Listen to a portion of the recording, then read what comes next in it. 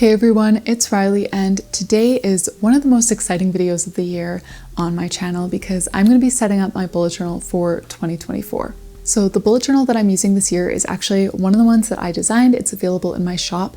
It has all of kind of the key features that I look for in a bullet journal, including that super thick 160 GSM dot grid paper. The pages are stark white, so you get a really crisp color on them.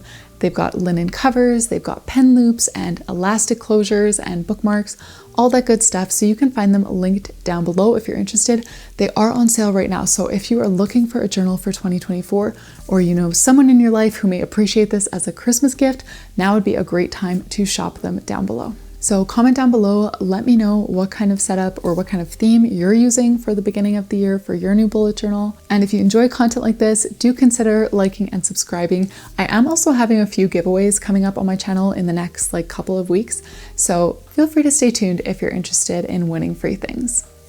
So here's my journal that I've actually been using for the last part of 2023, but it still has quite a bit of space left in it. So I decided to just continue on in here for 2024 because for the kind of second half of 2023, I've also been dabbling with digital bullet journaling. So I'm going to link a digital bullet journaling video up here in case you have an iPad, have been interested in digital planning, but you just haven't really found something that kind of blends the two, bullet journaling and planning. I'm going to link a video up here because I think I've managed to capture that and I'm excited to keep trying it.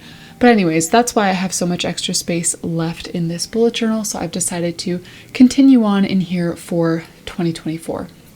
So the page that you're seeing me set up right now is the title page. That's where I'm going to start. And what I glued down there was actually an envelope. It's a craft envelope. I got a pack of a couple hundred on Amazon when we were sending out our wedding thank yous years ago. And since then, I've basically just used them for pen pal letters. And today I decided to put them into my bullet journal. And I really like this idea because first of all, craft paper, so beautiful, works so well in a bullet journal. But I'm also going to slip a piece of paper in there. You could slip whatever you kind of used most often. So if you like to use, one of those grid spacing guides or something, I've seen Jashi Corinne do a video where she makes this really cool grid spacing bookmark sort of thing. Personally, I have all of my grid spacing memorized, so I don't feel the need for something like that. And when it comes to bullet journaling, I do not like to be excessive. I don't really like to do anything extra beyond what is actually going to serve me and be really practical for me. I don't want to do that just for the sake of my YouTube channel or Instagram or whatever.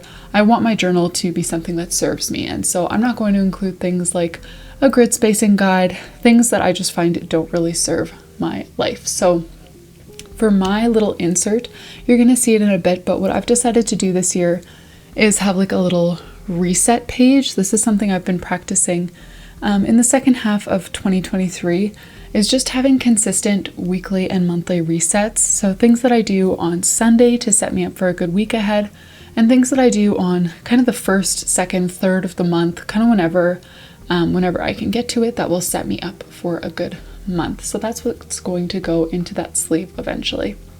So I did decide to put a name page just because the other page looked so empty and I didn't really have a quote that I wanted to put there, but I didn't want to leave it blank. So I decided to do a little name page with the leaf stamp that you've been seeing, which, side note, I actually got the leaf stamp from Temu. I think it was $1.30 for a big set. It has over a dozen leaves on it, and then I just have my acrylic stamp block from Stationery Pal. So this is a really quick and affordable way to put together a bullet journal theme that doesn't require too much work. Now, obviously, coloring onto every stamp instead of just using an ink pad does take a bit more time and effort than it would if you just had an ink pad in the color that you wanted, but I only have a black ink pad. So I decided to just use this Zebra Mildliner. You can use any water-based marker to color onto my stamps to get this kind of orangey brown tone. So that's my name page, and the page that you see me starting here now is the reset page, which I mentioned. So what I've been doing in the past is I'll just write my reset tasks onto that day in my bullet journal, but the purpose of having this little pullout is that instead of having to write them onto you know, each Sunday and each first of the month. I can just use this little pullout whenever it comes to Sunday, whenever it comes to the first of the month, and use it as my checklist instead of rewriting it in my journal every time. So that is the purpose of this little pullout. Now, I did want to say, if you're interested in learning more about bullet journaling and about calligraphy specifically, I did actually launch this basic calligraphy workbook. It's in my Etsy shop. I had people asking me that for, honestly, as long as I've been on YouTube, and I finally decided to do it earlier this year. It's very affordable. You can use it either on your iPad with an app like Procreate, or you can print it out. You can choose different sizes to practice, capital letters, lowercase letters, the whole thing. And I'm going to have my Etsy shop linked down below. Everything in there is on sale right now for Christmas. So if you want to buy something for yourself, either a physical bullet journal like this one, or one of my digital products, you can go ahead and shop those in my Etsy shop. So that's how the pullout is going to work. I decided to just make a little tab with washi tape to make it a little easier to grab. Moving on to the next page, this is going to be my future log. And this page started off so beautifully. I actually didn't do this whole setup beforehand. Sometimes, especially when it comes to, you know, my yearly bullet journal setup, I'll do the whole thing and just kind of draw out every single page exactly as I want it to be. I'll do that usually in one of my old bullet journals that still has a few empty pages, and then I'll kind of transfer it in so that I know exactly what everything's going to look like. I actually didn't do that this year. I did do the title page that you just saw, but that's it. The rest was just kind of ideas in my head. And so this is my future log, and I always love these spreads where you use washi tape to get like a nice crisp border for what you want to kind of frame in the middle of your page. For me, it's going to be the 12 months of the year. And again, since I have been dabbling in digital bullet journaling, I'm planning to do more of my extensive planning on my iPad. So I don't think I need as much space for a future log as I would some years. So that's why I've opted to just do a single page framed future log like this one. Now, where I think I went wrong with this spread is not doing some kind of bold border to separate the inside part where I actually write out the months and stuff from the outer border. I thought it might look cool. In my head it looked cool, but in reality I don't love it. Now I'm pulling out some stamps. So you can see here this is a stack, kind of a tower of stamps. So you've got the full 4 months of the year, the days of the week, and then I'm using the short form months of the year to do this spread. These are the Rylee Autumn stamp collection stamps. They are available through Contact Crafts. That's who I'm working with to sell this product. I do have a 10% off code for them. If you're interested, you can find them down in the description.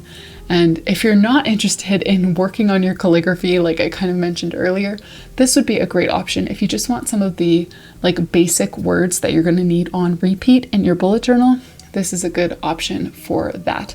Also, I absolutely love the storage system, the way that they just stack one on top of the other. I think it is so convenient. So as you can see, I was thinking things looked a little empty, so I decided to add this grid. And I don't hate the grid, but in hindsight, I feel like I should have done this page differently. And I want to hear from you in the comments. What would you have done to make that page better?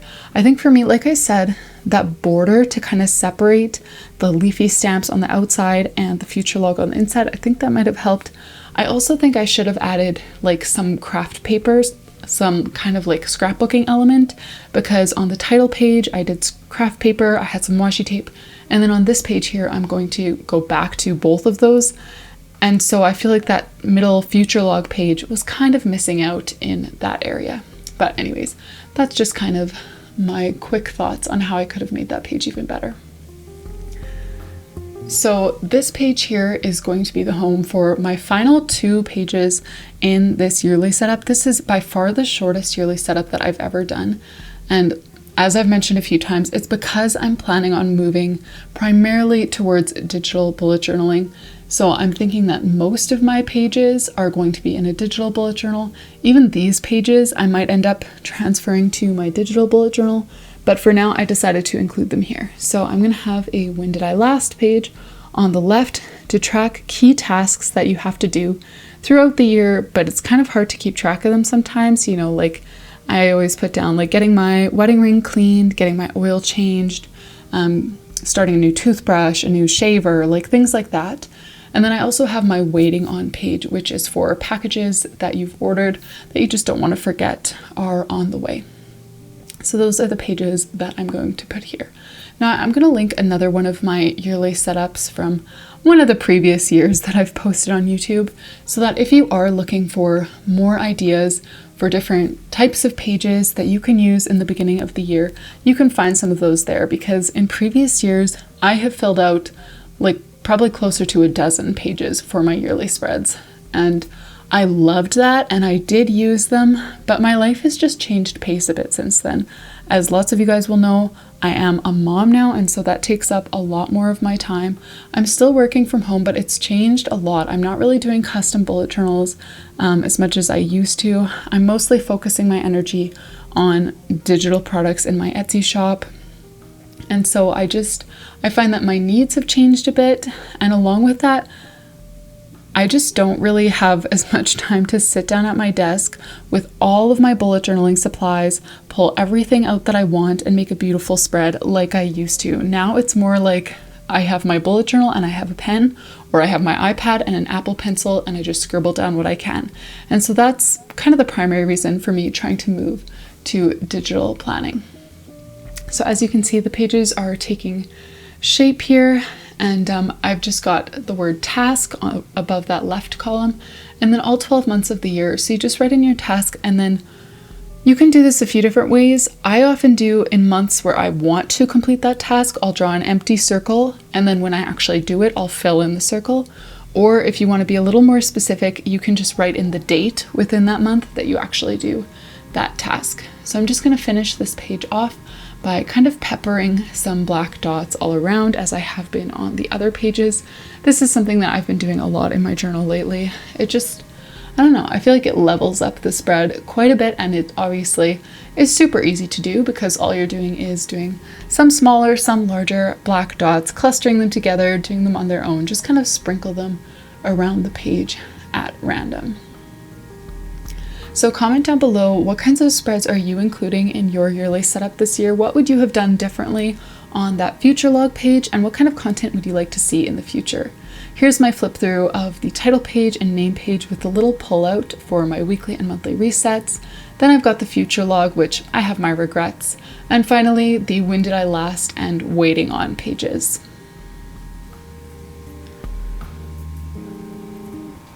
Thank you all so much for joining me to set up another bullet journal for a new year.